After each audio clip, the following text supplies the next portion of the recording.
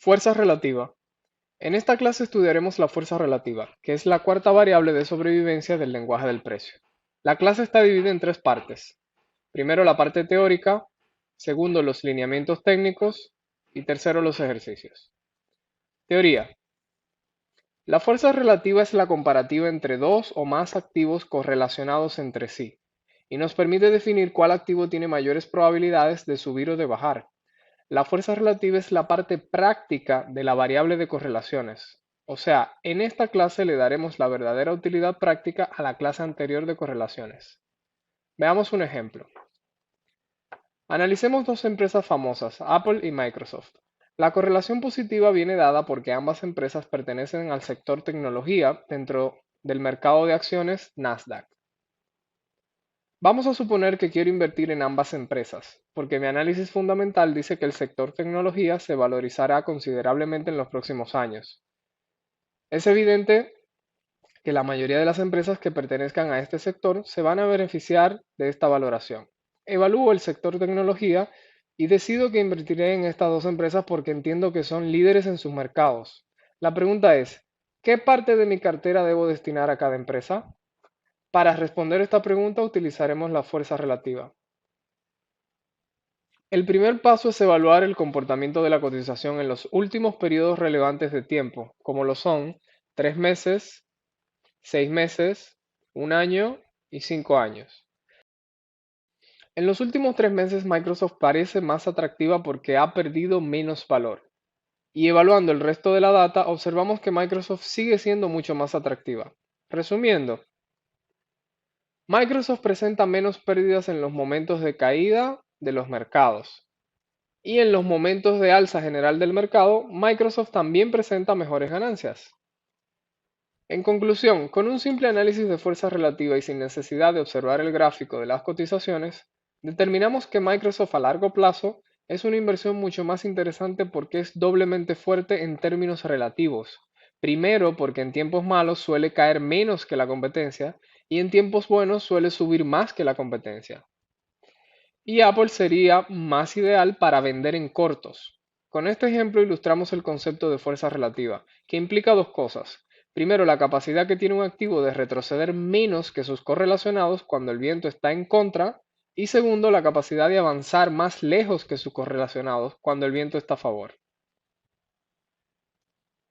Necesitamos dos variables. Primero, las correlaciones y segundo, el SAP. Como hemos comentado antes, la fuerza relativa es la utilidad práctica de las correlaciones, por lo que el primer paso es identificar productos altamente correlacionados. Dentro del SAP utilizaremos las variables de armonías en rompimientos y retrocesos.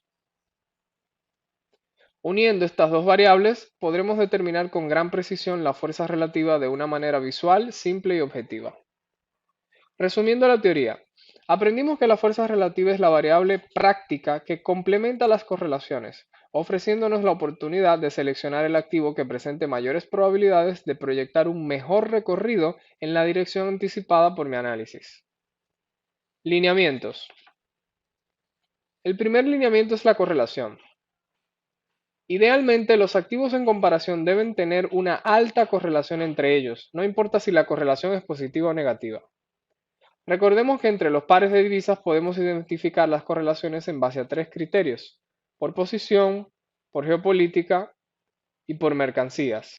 Veamos el primer ejemplo entre los pares euro-kiwi y euro-australiano en la temporalidad del diario.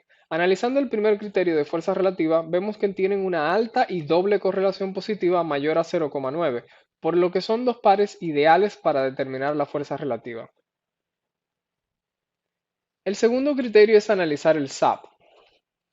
Evaluamos el SAP en base a dos criterios. El primer criterio es la armonía de rompimiento, que es lo mismo que la velocidad del SAP, y con este criterio determinamos si es un SAP lento o un SAP rápido. Recordemos que el SAP lento es el que rompe débil, o sea, cuando la distancia y1 es menor al 33% del movimiento y. Y recordemos que el SAP rápido es cuando el rompimiento tiene buen alcance, o sea, cuando la distancia y1 es mayor o igual al 33% del rompimiento y. El segundo criterio para evaluar el SAP es el retroceso. Primero, cuando retrocede al 50%, lo llamaremos un SAP normal. Y segundo, cuando retrocede al 66% más, lo llamaremos un SAP lento. Resumiendo, tenemos dos criterios del SAP para comparar la fuerza relativa entre dos pares. Primero, la velocidad o alcance del rompimiento y segundo, la profundidad del retroceso. Evaluemos estos dos orígenes arbitrarios, A y B. Marcamos el nivel de rompimiento en sus saltos anteriores y marcamos el nivel de retroceso alcanzado por el segundo movimiento de cada origen. Rápidamente determinamos que el origen B es más atractivo para compras. Primero porque el rompimiento por encima del alto tiene mayor alcance y segundo porque retrocede solo hasta el 50%. O sea, es un origen doblemente fuerte, porque al igual que nuestro primer ejemplo de Microsoft, este origen B avanza más que el origen A, o sea, sube más cuando el viento está a favor, como lo demuestra el rompimiento marcado con mayor alcance, y segundo, porque retrocede menos que el origen A cuando el viento está en contra porque solo retrocedió hasta el 50%. Al mismo tiempo, y como los productos financieros pueden ser comprados o vendidos, el origen A representa la mejor opción cuando se presenta una buena oportunidad para vender en cortos. Resumiendo los lineamientos, aprendimos que para medir la fuerza relativa entre dos pares, primero necesito dos pares altamente correlacionados y segundo necesito evaluar la capacidad de avance en tiempos buenos y la capacidad de aguante en tiempos malos de cada activo. Ejercicios. Pasos para realizar los ejercicios. Tenemos tres pasos para determinar la fuerza relativa. Primero, seleccionar dos pares correlacionados. Segundo, trazar el SAP actual. Y tercero, examinar las armonías de rompimiento y de retroceso en los últimos dos movimientos. Veamos el primer ejemplo. Tenemos el australiano dólar y el par kiwi dólar en la temporalidad H4. Observa que para analizar la fuerza relativa debemos alinear los pares uno al lado del otro de manera horizontal, porque las comparaciones serán con líneas horizontales. Paso 1. Identificamos el SAP. Como siempre iniciamos con nuestro origen arbitrario de referencia inicial. Marcamos los dos siguientes movimientos y con esto ya podemos proceder a analizar ambos parámetros de armonías. Primero, con el parámetro de rompimiento observamos que el rompimiento Y1 de australiano dólar es mucho mayor al rompimiento Y2 de kiwi dólar. Segundo, analizamos el retroceso y observamos que aquí no hay diferencias. Ambos parecen retroceder al 66%, proyectando un SAP lento en base al criterio de retroceso.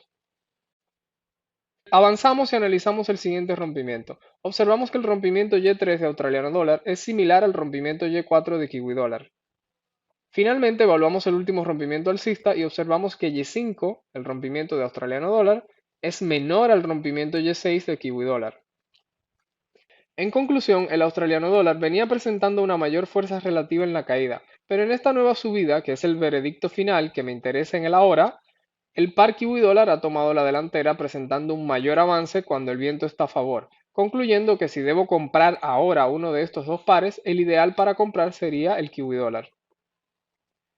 Y por supuesto que si ambos pares presentan oportunidades de ventas en estos momentos, entonces me inclinaría para vender en cortos en el par australiano dólar. Presentación de los ejercicios. Señalar el par y la temporalidad en el extremo superior izquierdo en cada gráfico. Utilizar un gráfico totalmente apiñado en color negro con el fondo en color gris muy claro. Marcar los últimos movimientos del SAP en color blanco. Marcar las zonas de rompimiento con sus respectivos valores porcentuales. Marcar también con una etiqueta el porcentaje de retroceso, ya sea un medio o dos tercios. Y finalmente señalar el veredicto final para comprar o para vender en la parte baja de la foto. Enumerar cada ejercicio en la parte superior derecha. El formato de la foto debe ser 16:9 y las dudas deben ser escritas en la descripción de la publicación referenciando el ejercicio y el evento en cuestión. Publicar un ejercicio de prueba y esperar el OK. Utilizar los pares correlacionados del listado propuesto en la clase anterior de correlaciones. Publicar los 5 paquetes como de costumbre y pasar al ejercicio de la siguiente clase. Resumiendo la clase, en la primera parte aprendimos que la fuerza relativa es la variable práctica que complementa las correlaciones, ofreciéndonos la oportunidad de seleccionar el activo que presente mayores probabilidades de proyectar un mejor recorrido en la dirección anticipada por mi análisis. En la segunda parte aprendimos que para medir la fuerza relativa entre dos pares, primero necesito pares altamente correlacionados y segundo necesito evaluar la capacidad de avance en tiempos buenos y la capacidad de aguante en tiempos malos de cada activo. Y en la tercera parte aprendimos a realizar y presentar los ejercicios. Síntesis. Agregamos en la secuencia superior la variable de fuerza relativa. Recordemos nuestro gráfico del par australiano franco en diario. Pero antes debemos analizar la fuerza relativa con el kiwi franco, que habíamos determinado en la clase anterior como el par con mayor correlación frente al australiano dólar. Primer paso, marcamos un origen arbitrario en ambos pares. En este caso no es necesario comenzar a trazar el SAP al inicio del gráfico a la izquierda, porque solo queremos evaluar la fuerza relativa actual en los últimos 2 o 3 movimientos del SAP. Medimos el retroceso y observamos que el kiwi franco retrocede más del 66%. Medimos el segundo criterio de rompimiento y observamos que el rompimiento Y1 de australiano franco es similar al rompimiento Y2 de kiwi franco. Finalmente medimos el último retroceso y observamos que australiano franco retrocede menos que el par kiwi franco. En conclusión, kiwi franco es más ideal para compras y australiano franco es más ideal para vender en cortos. Volvemos a nuestro análisis de australiano franco y después de haber analizado las correlaciones y la fuerza relativa, ahora tenemos otra variable a favor para vender en cortos en este par.